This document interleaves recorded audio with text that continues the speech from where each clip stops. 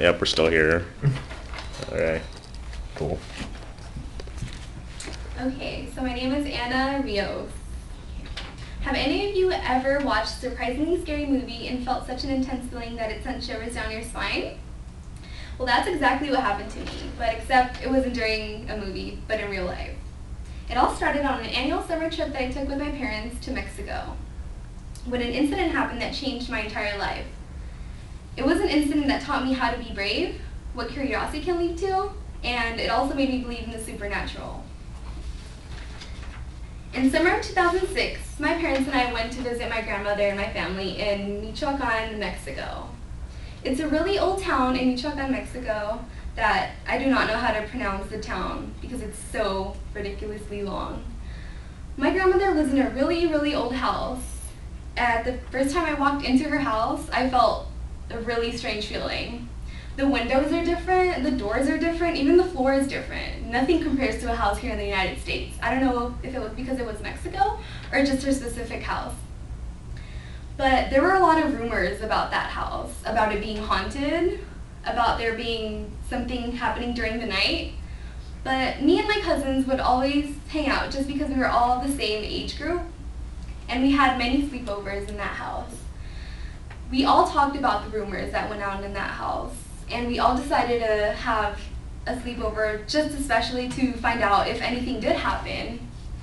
And one night we set up a room. It was my grandfather's room. My grandfather passed away 3 years before.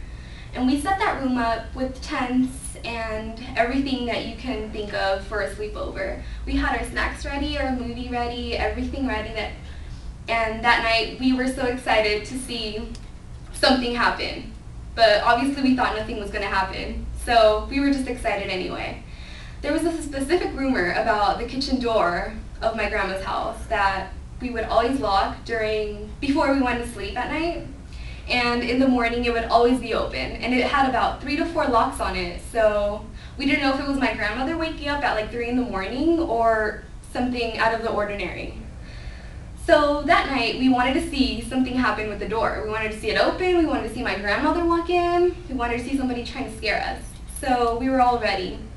So after 10 p.m., it was very dark and we started walking outside every 30 or so minutes until we got really, really tired and we just gave up. After that, my cousins fell asleep and me and my older cousin went to the bathroom. And as we were walking to the bathroom, I bumped into her. She stopped and she had such a scared look on her face, looking to the left towards the kitchen.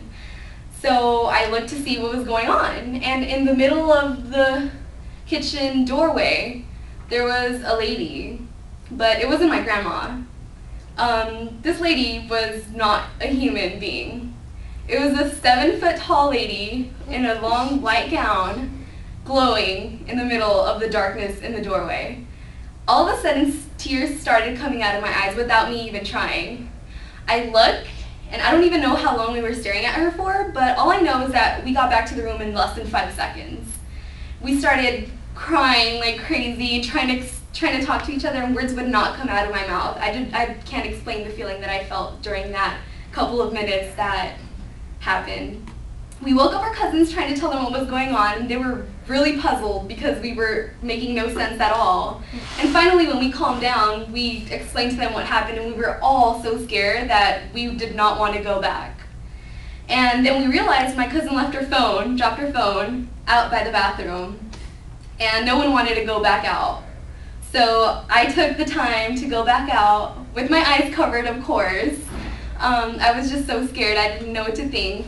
I got her phone, I went back, and they were all really proud of me for being brave enough to go out.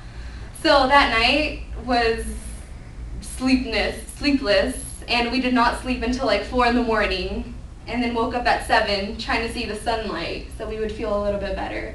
We told all our parents what had happened. None of them believed us, so it was just like our thing. We felt like that was me and my cousins' kind of secret between us. Sometimes I look back to that summer and still cannot believe what happened. I will never forget that night because it is probably something that will never happen again. The way I feel about ghosts and spirits is truly unexplainable now. It made me realize that sometimes being too curious can lead to something very unexpected. It also made me realize how brave I can be, but most importantly, it made me believe in something that I never believed in before.